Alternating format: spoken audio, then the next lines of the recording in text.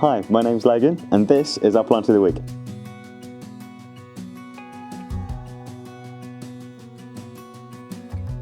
Primula. We've got two different types to show you today.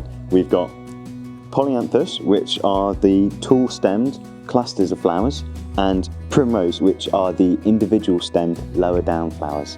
They're both really beautiful, and they make amazing flowers that bring colour into your garden, especially in the autumn and late winter when everything else is grey and gone dismal.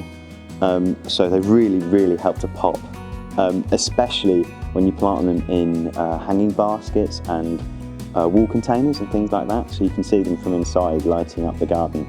They do really well in any free draining but still moist soil, so most bedding mixtures will do really well. You can chuck in some grit and some perlite if you want to help with drainage, and otherwise they do really well.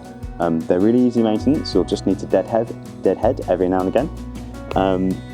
My favourites are, I really like this one because I really like the bright hot colours, and I absolutely love these blue and white, almost like a zebra pattern primroses. I think they really stand out, and they'll all do amazingly with spring bulbs coming up through the foliage in planted baskets and bedding and things like that.